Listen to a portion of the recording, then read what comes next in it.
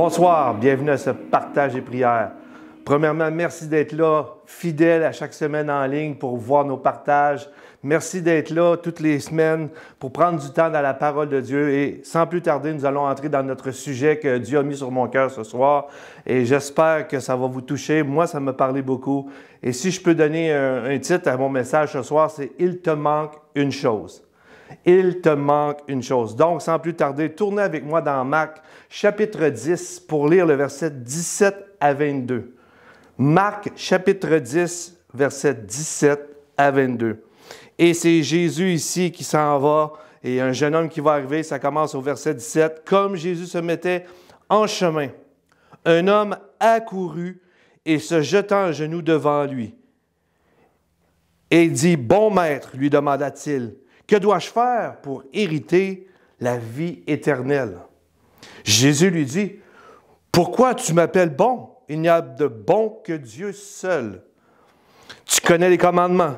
Tu ne commettras point d'adultère, tu ne tueras point, tu ne déroberas point, tu ne diras point de faux témoignages, tu ne feras pas tort à personne, honore ton père et ta mère. » Et voici le jeune homme répondit, « Maître, j'ai observé toutes ces choses dès ma jeunesse. » Jésus l'ayant regardé, au verset 21, nous dit, l'aima et lui dit, « Il te manque une chose, une seule chose. » Il dit, « Va, vends tout ce que tu as, donne aux pauvres, et tu auras un trésor dans le ciel, puis viens et suis-moi. » Verset 22, mais affligé de cette parole, cet homme s'en alla tout triste, car il avait de grands biens.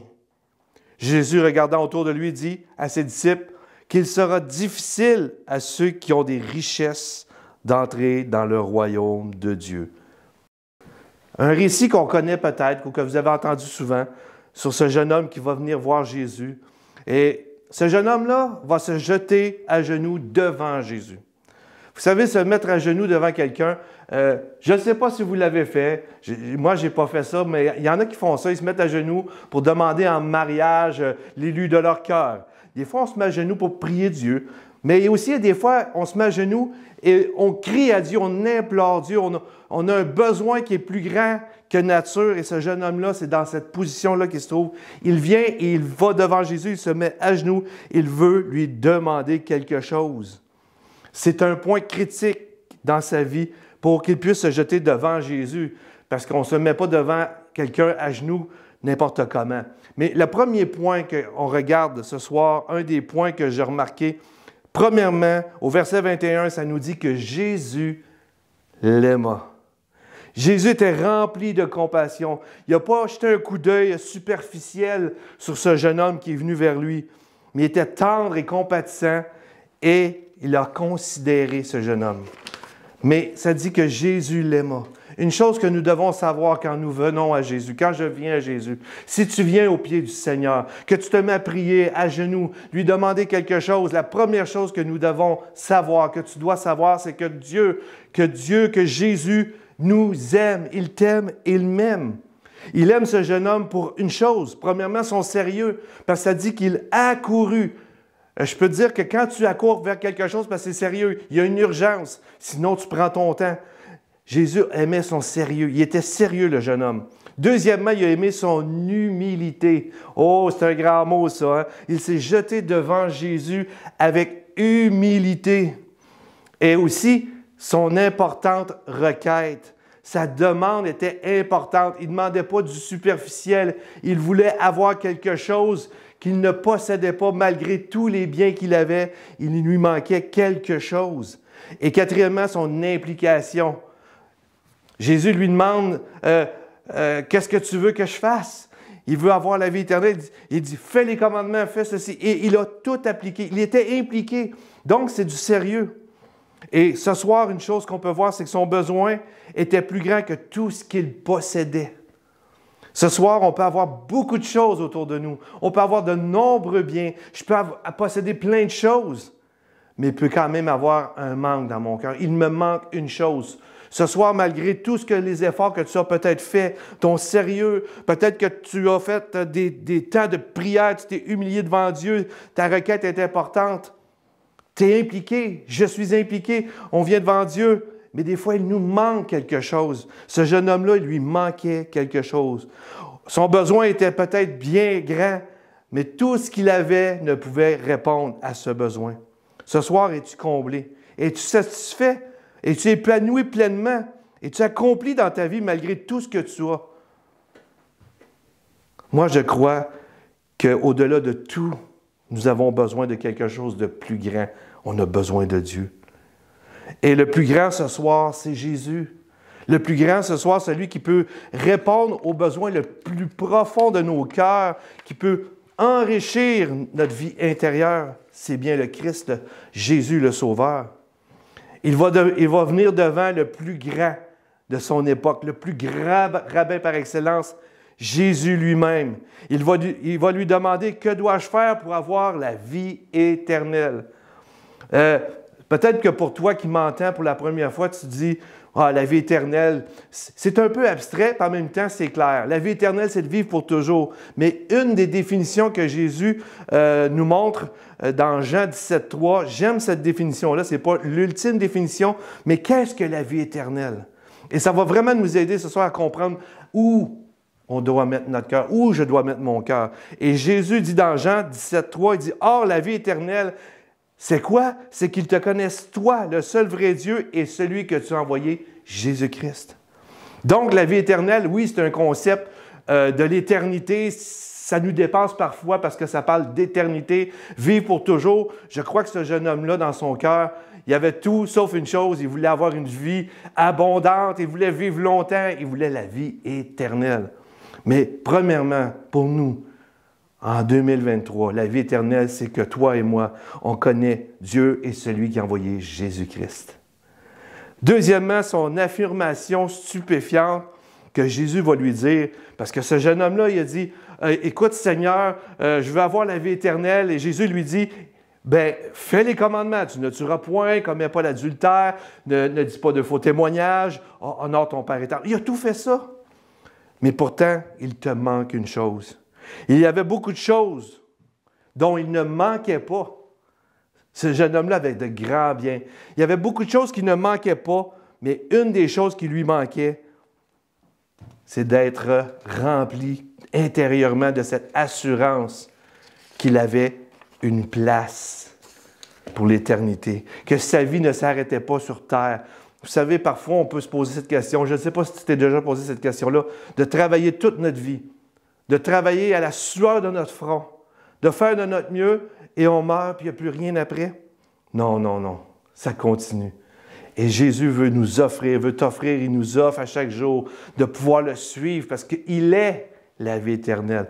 Même que Pierre a déjà dit, « Seigneur, à quel autre irons-nous qu'à toi? Tu as les paroles de la vie éternelle. » Et ce qui manque à ce jeune homme-là, malgré qu'il avait tout, malgré qu'il avait un parcours qu'on pourrait dire parfait, parce qu'il avait tout accompli, les lois que Jésus lui avait demandé de faire, il lui manquait une chose, mais il avait quand même un parcours parfait. Et si je peux donner l'exemple ce soir de qu'est-ce qui lui manquait, quand on regarde une œuvre d'art, une statue, une peinture, un chef-d'œuvre, on voit que c'est parfait. On voit une peinture, puis on regarde cette toile-là, puis on dit « Wow! » Je ne suis pas un spécialiste dans les arts, mais il y a des toiles qui sont merveilleuses à regarder, c'est parfait. Quand on regarde des sculptures, mais une chose qui manque à la toile ou à la sculpture, savez-vous quoi? C'est la vie. Et ce jeune homme-là avait un parcours parfait, c'était beau, mais il lui manquait la vie. Moi, avant de connaître le Seigneur Jésus-Christ, j'essayais de faire de mon mieux. J'essayais de faire mes efforts pour être une bonne personne.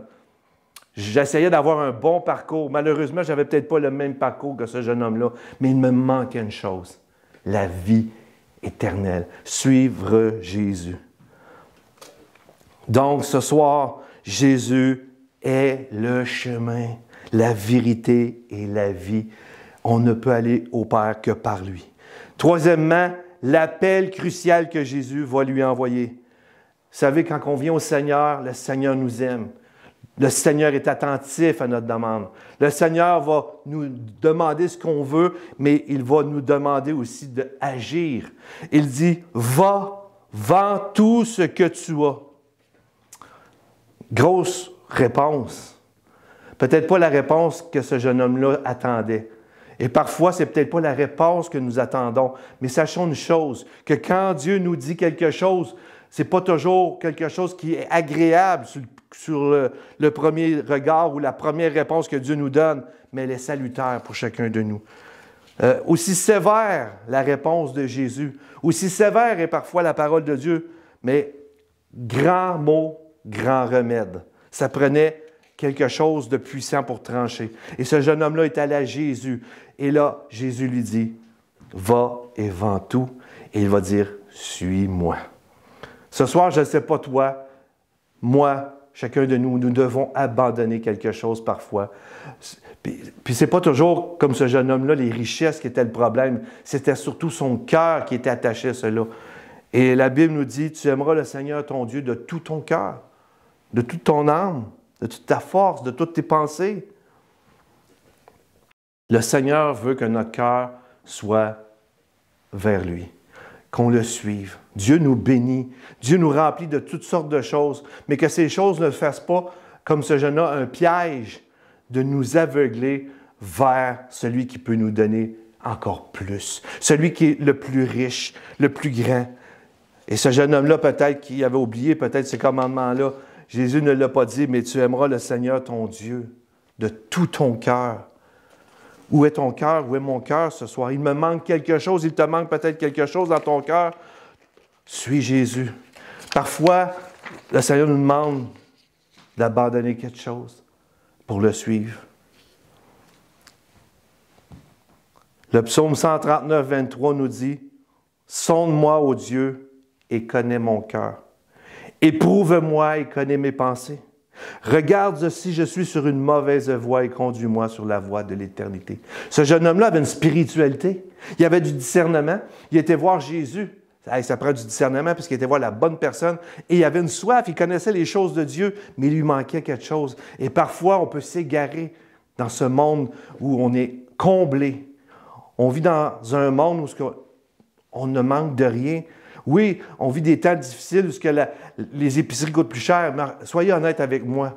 Je regarde autour de moi, les restaurants sont encore pleins, les épiceries sont encore pleines, les gens ont des belles voitures, les gens se promènent. Je ne néglige pas que c'est vrai qu'il y a des crises et des détresses, mais en majorité, on est dans un pays quand même où on ne manque de rien.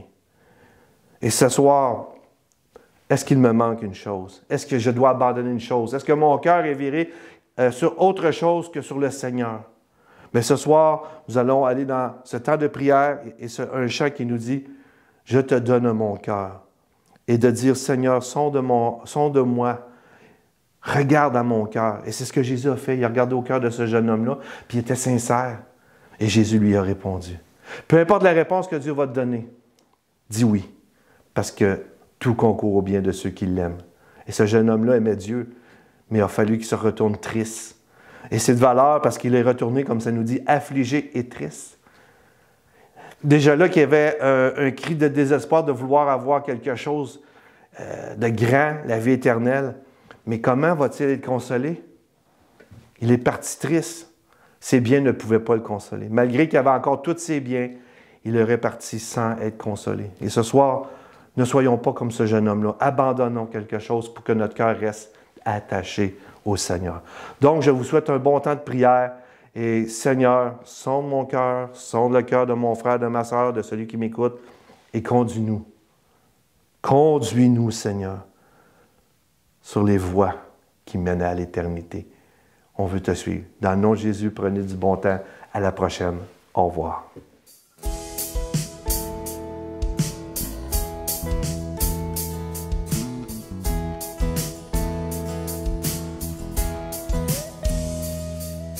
Je te donne mon cœur, il ne m'appartient plus. Ce que j'ai de meilleur,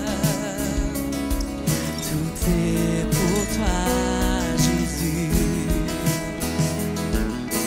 Un parfum de valeur sur toi.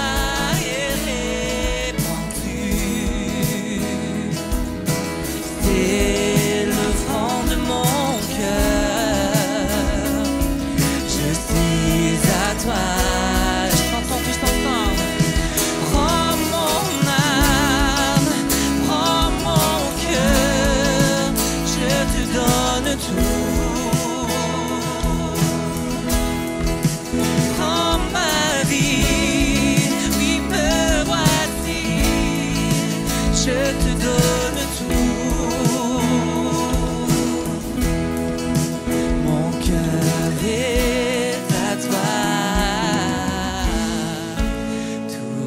toi.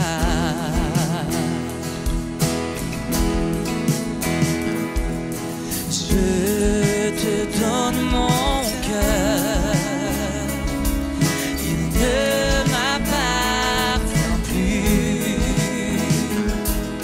Ce que j'ai de meilleur, tout est pour toi, Jésus. Un parfum de valeur sur toi est répandu. C'est l'offrande de mon cœur. Déclarons-le ce matin. Oh, je suis à toi, Jésus. Prends mon âme, prends mon cœur. Je te donne tout, yeah. En ma vie, me voici. Je te donne tout. Chantons, prends mon âme, prends mon âme. Oui, prends mon cœur. Je te donne tout. Prends ma vie, me voici. Je te donne tout. Déclarons-le, prends mon âme, prends mon âme. Oui, prends mon cœur. Je te donne tout. Prends ma vie, me voici. Je te donne tout. Mon cœur est à toi, tout à toi. Chantons, mon cœur est à toi. Mon cœur est à toi, tout à toi. Déclarons-le ce matin. Mon cœur est à toi, tout à toi. Je veux qu'on le chante encore tous ensemble. Oui, mon cœur est à toi, tout à toi. Peu importe la semaine qu'on a eue, on chante. Mon cœur est à toi. Oui, mon cœur est à toi, tout à toi. Une dernière fois, puis on va le crier tous ensemble.